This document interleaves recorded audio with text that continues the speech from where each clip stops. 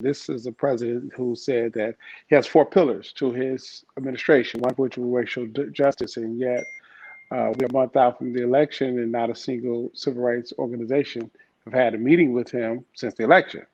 There is a lot going on, but when I began to look at the board, we see that climate is a priority, and he's appointed former Senator John Kerry as the climate czar. We commend that. We support it. I look at the transition team. I see labor is represented. We absolutely support labor. I see Sierra Club listed. You see all type of entities listed, but no civil rights listed. So how can you have racial justice if early on you don't include in the conversation? We want to be seen for the input as much as the outputs.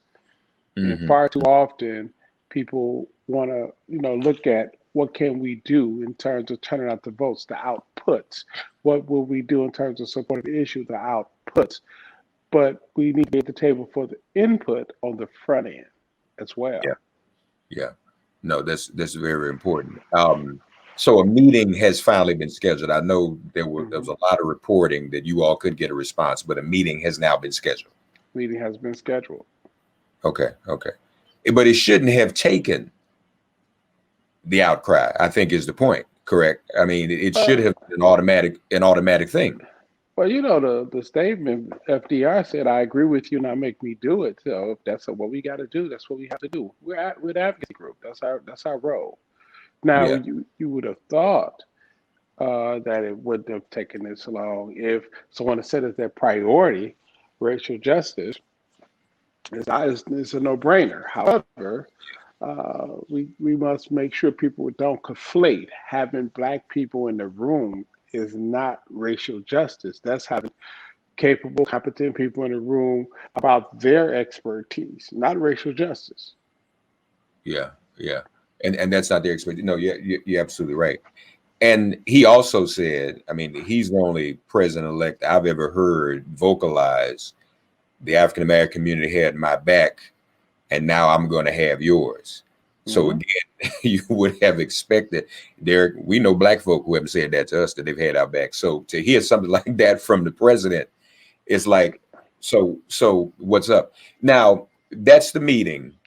Again, you've alluded to this to appointments, because that's the other issue. There should be a meeting, but you all also raised a concern about the diversity in appointments. And frankly, now, other communities have done. The Asian American community has spoken out. The Latinx community, people in general, are saying, well, we see some diversity, but not enough. And particularly in senior roles, right? There are a lot of deputies right now and underfolk, but there should be more diversity in some of these senior roles too, right?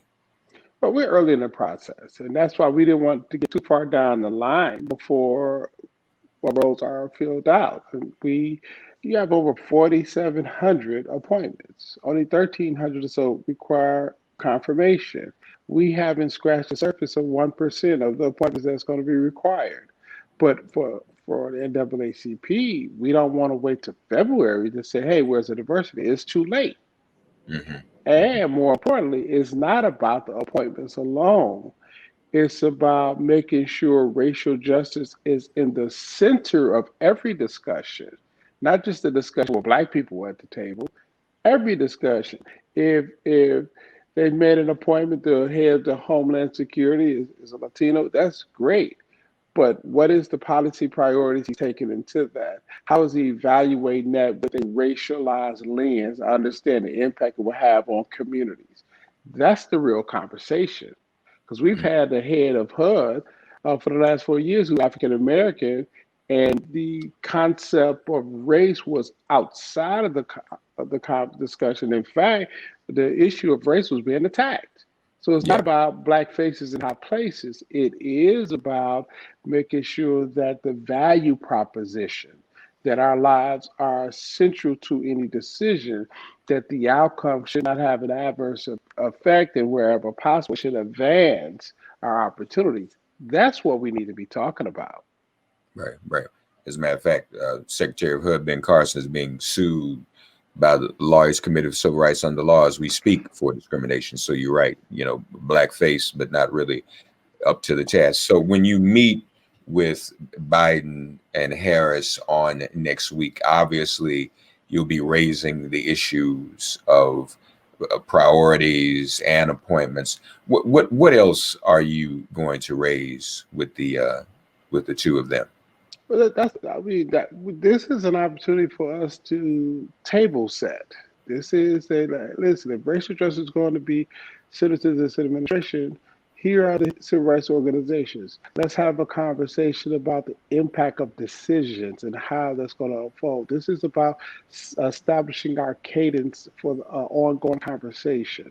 So it's not about I want one, two, three, four, five. Okay, you're going to give me three and five. What about eight? That, this is not about the transaction now. This is about making sure we have the right tone, the right cadence, the right value proposition conversation moving forward. And if we don't, then we have to assume our role, like everyone have to assume their role. But I don't think it's going to come to it because it's not adversarial. This is, you stated that racial justice is going to be one of your four pillars. Now let's talk about how would that look? How are you going to roll that out? How can we provide some input into that process?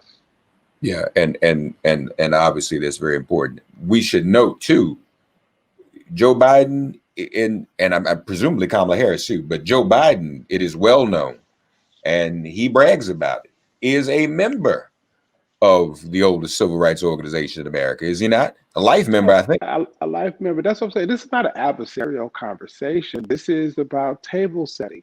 If one of your four pillars is racial justice, here we are. Let's have that conversation because up to this point, I haven't seen this conversation being established with any regular cadence. And how are you going to prioritize this? I see how you're going to prioritize the COVID response. That's one of your pillars. You've announced Fauci will be heading it up. He's going to be there. You're looking at the 100-day mask requirement. You can succinctly talk about what you're going to do. I like that. I can hear very clearly how you are positioning climate as important. You're going to re-enter us into the Paris Accord. You've established a former U.S. senator who's a billionaire who's coming off the bench to play this role. So he's not going to come just be in a ceremonial position because he can do so many other things. He will have title, he will have budget, he will have authority. I can see how that's being positioned. That's very important. I can see how you're going to address the economic crisis that we're confronted with. You've established your selections for there. You put some good people in place, and they are looking at a way forward. It's going to be important for this country to solve that mystery, particularly in the African American community. I have not seen, I have not heard how you're going to deal with racial injustice. Yeah, and obviously establishing a kind of relationship where the administration is in consultation with the NAACP. That's Ultimately, that's that's the yeah. accountability. We don't have to reinvent the wheel. The expertise when it comes to civil rights, social justice, and racial justice is housed in the NAACP. So, you don't have to go and manufacture someone else who, as you alluded to, doesn't necessarily even have the experience that the NAACP has. Establish that relationship and that ongoing liaison. That's when I say the cadence of the conversation. How frequently, how we're going to do this. These are all things that's important. If it's going to be one of your four priorities, let's not have it a priority in language and not in action. Mhm, mhm. Um, we have not talked since election day. Um, your for audience to hear, and hopefully they've been following some of it, but to hear from your own words, your reaction to the Trump campaign's targeting of African American voters, areas where African Americans voted more heavily than in other areas, targeting those areas to have those votes, be thrown out, including, one of your hometowns of Detroit, Michigan. Yeah, it was part of the course for this administration.